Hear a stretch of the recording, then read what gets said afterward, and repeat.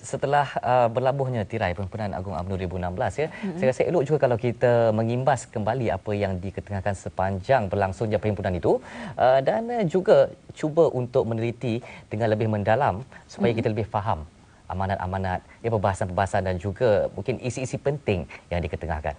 Okey, dan untuk Pasca Perhimpunan Agung UMNO 2016, hari ini kita bawakan dengan tetamu kita iaitu Profesor Madya Dr. Syamrahayu Abdul Aziz, iaitu Fellow Yayasan Penyelidikan Transformasi.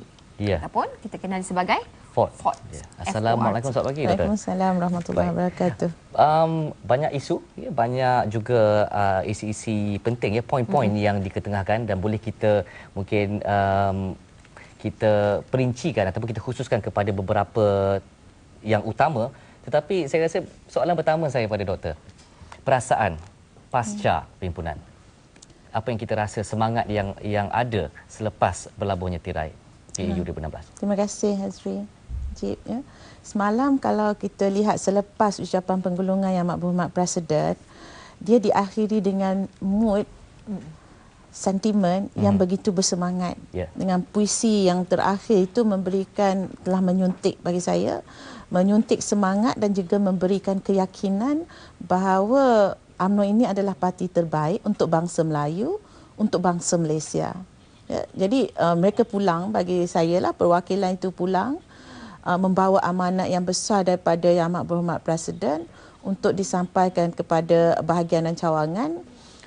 Semangat untuk menghadapi pilihan raya ke-14 ni, PRU ke-14 tu saya rasa semakin tinggi. Dan dia nampaknya menjulang-julang selepas ucapan pergulangan semalam. Nampak solid juga mood itu. Saya nampak kalau kita tengok dari ucapan Datuk Seri Hisham, Datuk Seri Zahid, bahkan wanita Tan Sri Ijat, ya, dan juga Puteri, standing aviation tu begitu banyak kali. Saya tak sempat bilang berapa kali standing aviation untuk pernyataan-pernyataan yang dibuat oleh pimpinan sayap-sayap UMNO dan juga Yang Amat Berhormat Presiden.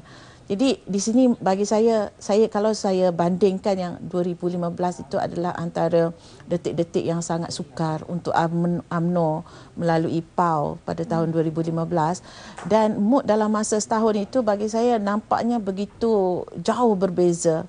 Tidak ada lagi kalau dulu pengucapan ataupun penggulungan dan juga ucapan dasar Yang Amat Berhormat Presiden tu begitu dalam sentimen memujuk. Tapi semalam kalau saya perhati dalam penggulungan itu, dia ada 3 fasa. Pertama, pengiktirafan kepada kontribusi antara semua pihak dalam UMNO dan sayap-sayap UMNO. Keduanya, penerangan tentang apakah yang UMNO sedang buat untuk Melayu, untuk ekonomi Melayu, kehidupan sekarang kos sara hidup yang begitu tinggi, dan itu yang jaminan-jaminan yang diberikan oleh Perdana Menteri yang juga Presiden UMNO. Yang ketiganya ialah memujuk. Teknologi memujuk tu, psikologi memujuk tu masih ada, dengan cara meletakkan keyakinan, mencari keikhlasan setiap individu, setiap ahli UMNO yang ataupun perwakilan yang ada itu menunjukkan beberapa kombinasi dalam ucapan dasar yang begitu mantap, yang begitu menunjukkan kepribadian sebelum ini yang dia nampak sebagai begitu apologetik, diplomatik, tetapi ketegasan dalam ucapan dasar itu begitu menyerlah. Itu yang secara umum lah. Maknanya saya nampak Perhimpunan Agung kali ini menunjukkan keyakinan UMNO dan juga keinstitusian Presiden UMNO. Mood dia berbeza dengan 2015. Kita dapat juga saksikan. Saya juga dapat jadi PAU 2016. Jadi semangat dan orang-orang yang hadir itu juga ramai. Antaranya yang pemudanya, puterinya pun turut kata memeriahkan lagi lah untuk PAU ni. Dan fokus untuk memberikan kesejahteraan dalam rakyat itu sendiri bagi PAU kali ini. Itu antara tekanan yang sering diucapkan oleh Perdana Menteri kita sendiri dalam PAU itu. Penekanan ataupun fokus dalam hal itu. Paling utama ialah ekonomi Bumi Putra lah.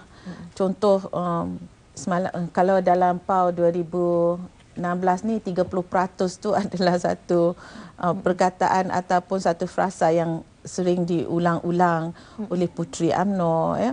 Kemudian Yang Amat Berhormat Presiden menyatakan 50% untuk orang Melayu menjalankan perniagaan. Bagi saya itu adalah satu pendekatan yang memberikan kelebihan kepada Bumiputera, dan juga perumahan dan juga harga barang, ya. Itu yang diberikan penekanan kepada oleh Presiden, Yang Amat Berhormat Presiden, ya. Apapun saya percaya dari segi pendidikan juga disebut semasa penggulungan semalam, semasa memberi penerangan tentang bagaimana sistem pendidikan, ya. Yang satu lagi, orang Melayu ni biasanya digabung jalinkan dengan agama Islam, ya. Jadi penekanan juga diberikan oleh Yang Amat Berhormat Presiden tentang kedudukan Islam, terutamanya apabila yang kita saksikan Islam ini yang kita lihat dari segi perspektif internasional yang sekarang sedang berlangsung di Titiwangsa, itu ialah bagaimana Malaysia dan UMNO taking the lead, menjadi pendahulu untuk memastikan atas dasar kemanusiaan. Itu juga boleh menjadi satu kekuatan untuk orang Melayu dan Islam. Ya, ini menarik sebenarnya, dan mungkin lari sedikit daripada kupasan ataupun mungkin kita katakan penilaian semula, ya, pasca Pimpinan Agung UMNO 2016, ya, hari ini di Titiwangsa. Kehadiran pemimpin-pemimpin politik di sana juga, ya, tanpa mengira fahaman mereka, dan mereka boleh berada dalam satu stadium atas satu pentas. Itu ada simbolik ataupun ada yang tersirat di sebalik itu, Doktor? Ya, saya amat setuju. Kalau kita lihat, UMNO ini adalah satu parti untuk bangsa Melayu. Pada asal penubuhannya juga begitu. Tapi kalau kita tengok rentetan sejarah pun, UMNO ini bukan satu parti yang hanya mementingkan bangsa Melayu itu, tapi UMNO ini adalah satu parti yang mementingkan kenegaraan. Kena perpaduan dan penubuhan Parti Perikatan dan seterusnya, Barisan Nasional, itu satu simbol. Kemudiannya dengan pelbagai parti ini dia merentas parti politik tentang perpaduan ummah, yang juga menjadi satu agenda untuk negara kita, perpaduan umat Melayu untuk memastikan kesejahteraan umat itu. Kesejahteraan umat Melayu di Malaysia ini merupakan kesejahteraan untuk negara. Dan saya terlihat ataupun dengar ucapan Yang Amat Berhormat Presiden mengatakan kita not only leading Malaysia, kita bukan saja mengetuai Malaysia ataupun mencari keamanan untuk Malaysia, kita adalah ejen untuk mencari keamanan seluruh dunia. Dan inilah bagi saya pendekatan yang diambil oleh Yang Amat Berhormat Presiden, dan memberikan UMNO satu semangat untuk bukan saja berjuang untuk mentadbir Malaysia, tetapi dunia ini juga adalah tanggungjawab kita. Sebab itu kita melihat perkara yang berkaitan dengan Rohingya, ethnic cleansing ni adalah sesuatu yang sangat besar sumbangan Malaysia. Dan ini bukan perkara baru, perpaduan antara parti UMNO dan PAS ini ataupun parti-parti Melayu yang lain ni. Contoh dalam Palestin dulu, UMNO sudah bersedia dan sentiasa terbuka untuk kesepaduan ummah dengan parti-parti lain. Dan ini dalam keadaan semasa ini menyerlahkan lagi hubungan UMNO dengan PAS, contoh RUU 355 dan seterusnya Rohingya. Okey. Dan juga kalau kita kaitkan dengan konsep walak yang ditekankan daripada ucapan dasar Presiden sewaktu perasmian lagi. Dan jika walak itu menjadi kekuatan dalam UMNO, mungkin juga mesej yang sama disebarluaskan kepada bumiputera lain dan juga rakyat Malaysia secara amnya kepada parti yang sekian lama menerajui kepimpinan di negara kita. Dalam mana-mana organisasi, saya percaya walak itu adalah satu perkara yang sangat penting. Keyakinan, kasih sayang, cinta.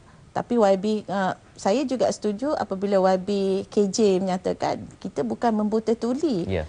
Meletakkan sokongan kepada pucuk pimpinan itu bukan membuta tuli. Saya fikir itu adanya keikhlasan. Maknanya dalam walak itu ada kesetiaan, ada cinta kasih sayang yang ikhlas. Jadi dalam mana-mana organisasi itu adalah yang menjadi satu tonggak. Dalam sebuah negara juga mentaati meyakini dan yakin ikhlas dengan kepimpinan negara itu adalah satu elemen yang sangat penting untuk kesejahteraan. Jadi tapi yang pentingnya di sini ialah kita tidak boleh menyatakan wala itu tanpa sempadan yang mutlak. Tidak boleh. Wala sepatutnya kuat dan kukuh, diisi dengan kesetiaan dan keikhlasan kepada pucuk pimpinan, bukan kepada individu pucuk pimpinan, tetapi kepada institusi kepresidenan. Itu yang disebut oleh Yang Amat Berhormat Presiden Parti. Adakah ini juga akan ditafsirkan dalam bentuk sokongan golongan muda pula dan juga generasi akan datang? Ya, kalau kita lihat perkembangan semasa, sudah tentu golongan muda ini adalah pengundi yang terbanyak. Tapi golongan muda ini mereka mempunyai satu idealisme yang sangat tinggi dan cara berfikir mungkin agak berbeza.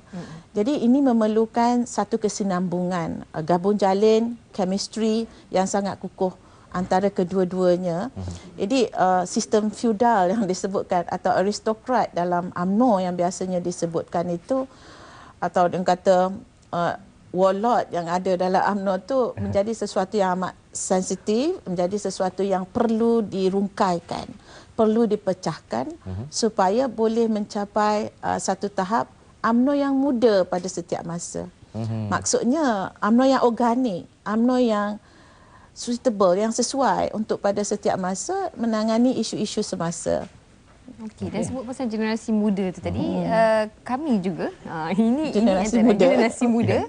Okey, bagi TN50, program yang dirangka bagi tahun 2050 nanti, itu antara yang ditekankan dalam penggolongan. Jadi boleh kita ceritakan, mungkin ada hala tujunya yang mungkin boleh nampak. Betul. Saya suka menyebut bahawa 2050 maknanya kita 7 tahun lagi sebelum, atau 5-6 tahun sebelum kita capai 100 tahun merdeka. Bila kita merdeka 1957, 2050 itu sangat hampir untuk 100 tahun merdeka. Jadi kenapa saya selalu pentingkan? Saya selalu menyebut tentang 100 tahun merdeka. Kenapa ia penting? Kerana itu adalah benchmark untuk kita mencapai satu tamadun. Jadi satu tamadun mungkin kita sudah tidak ada lagi pada tahun 2050. Maknanya ini adalah satu gagasan. Jadi sudah tentu gagasan ini memerlukan persediaan yang rapi. Persediaan yang rapi dari segi kekuasaan ilmu, dari segi kekuasaan ekonomi dan dari segi kekuasaan politik. Jadi inilah yang kita harapkan pada pemuda UMNO, wanita puteri kan, sayap-sayap yang lebih muda dalam UMNO ini bergabung jalin tadi dengan veteran UMNO, supaya sebab veteran mungkin sudah tidak ada dalam masa 40 tahun, 50 tahun lagi, 30 tahun lagi kan. Jadi inilah kita perlukan kepemimpinan bakal yang memimpin negara ini, orang muda dalam UMNO ini, untuk meneruskan agenda TN transformasi nasional. Pemuda dan puteri hari ini akan menjadi veteran. Betul, pada masa itu, dan mereka akan menjadi kayu pengukur.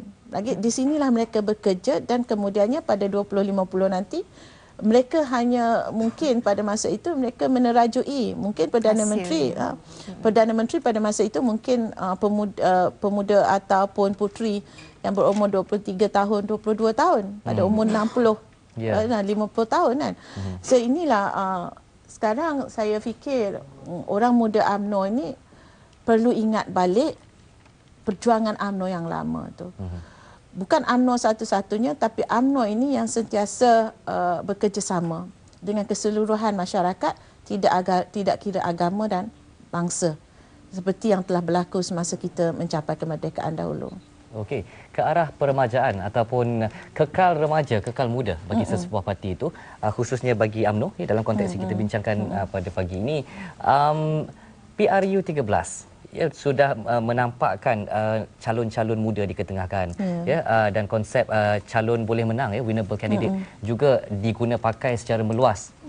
Jadi untuk PRU 14, adakah mungkin UMNO akan cuba-cuba lagi untuk mengetengahkan lebih ramai muka baru ya yang tak pernah dilihat, dikenali sebelum ini, ya, dan bagaimana pula dengan nama-nama lama yang saya kira sekarang ini dalam UMNO masih lagi ramai yang kukuh, yang kuat namanya, yang baik reputasinya.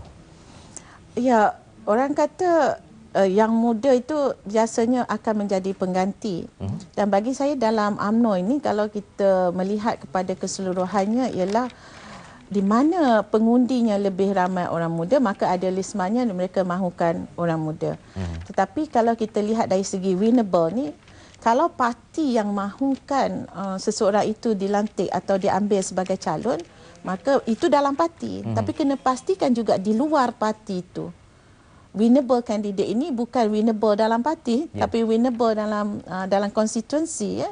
Jadi ini juga satu percaturan, hendaklah dilakukan percaturan yang lebih baik, lebih strategik, bukan saja sokongan dalam parti. Tapi sokongan dalam parti juga menentukan kerana apa, kalau nama-nama yang besar tadi, macam Hazri sebut, nama-nama yang besar itu enggan melepaskan, maka ini akan menjadikan satu kepayahan dalam realitinya untuk orang muda lebih menyumbang. Tapi kalau kita lihat dalam kabinet pun kita mahukan lebih orang muda, itu yang dilaung-laungkan 30% tadi contohnya, ya. Jadi ini yang kita katakan satu chemistry yang sangat baik antara veteran dan orang muda UMNO, yang kita ambil kira dia tidak boleh bersendirian. Maknanya kalau veteran berfikiran muda, tidak ada generasi gap, dan itu mungkin boleh jadi winnable candidate juga. Itu antara strategi lah pada pendapat saya. Sebut pasal strategi kan Hazri dan juga Datuk, mungkin pada PRU akan datang ini program untuk mendekati rakyat. Setiap tahun saban tahun untuk PRU pasti akan ada turun padang. Tapi kali ini strategi untuk dekati rakyat bagaimana yang lebih efisien untuk generasi sekarang ni? Kalau generasi muda, dia dengan jari je dekati rakyat. Biasanya. Yang kita lihat, kita pergi ke luar negara, contohnya pilihan raya di Amerika Syarikat itu, dia biasanya dia menggunakan social media. Itu untuk orang muda urban, dan orang muda di rural pun sekarang pun lebih juga kepada smartphone. Ini strategi ini dah bercakap dah lama, mungkin pilihan raya 2008 dulu pun ini perkara yang telah disebut-sebut lama, ya, tentang bagaimana mendekati masyarakat ni. Bagi saya strategi yang disebut-sebut juga oleh Puteri, ya, tentang bagaimana mereka bersedia untuk menjadi komando, ya. Komando ini bagi saya bukanlah secara fizikalnya, dan komando dalam sosial media ini sangat penting, ya.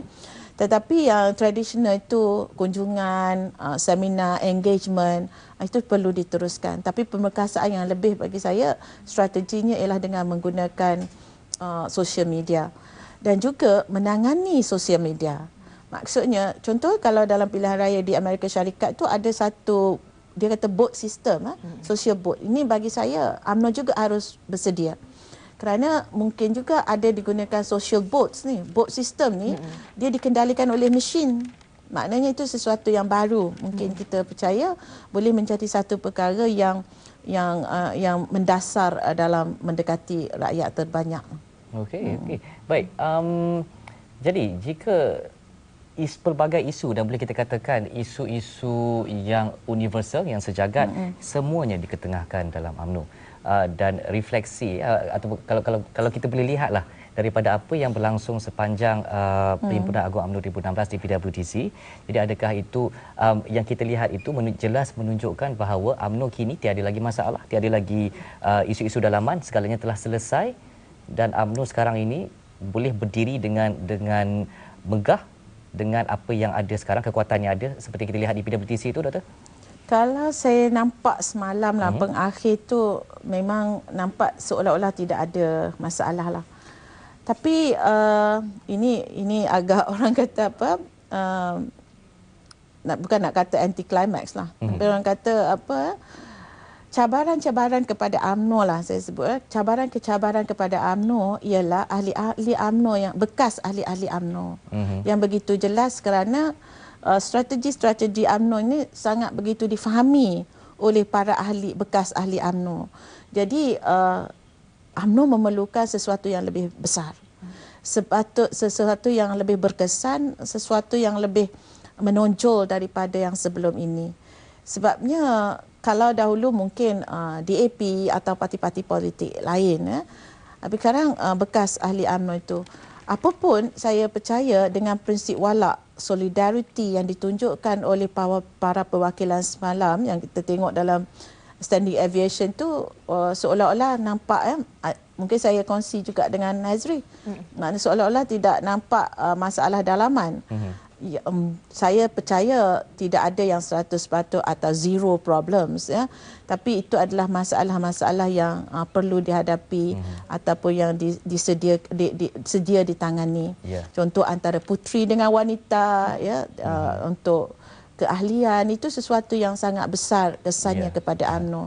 Ini memerlukan perhatian khusus. Dan kita yakin juga isu-isu sebegini bukan menjadi masalah besar tetapi menjadi cabaran yang akan diatasi, dapat diatasi, boleh diatasi bersama. Ya. Terima kasih Profesor Madia Dr. Syam Rahayu atas kupasan mengenai apa yang berlangsung di PWTC untuk Perhimpunan Agung UMNO 2016, mengenai perkara-perkara yang dibangkitkan, yang dibahaskan, mengenai juga semangat yang kita dapat lihat. Dan mudah-mudahan jika semangat itu juga ditafsirkan dalam bentuk sokongan dan juga solidariti rakyat Malaysia secara amnya, tidak mengira bangsa. Sama ada kita Bumiputera atau bukan. Yang penting kita menuju ke arah negara Malaysia yang lebih maju di bawah kepimpinan UMNO. Baiklah, terima kasih kepada doktor sekali lagi. Dan sekarang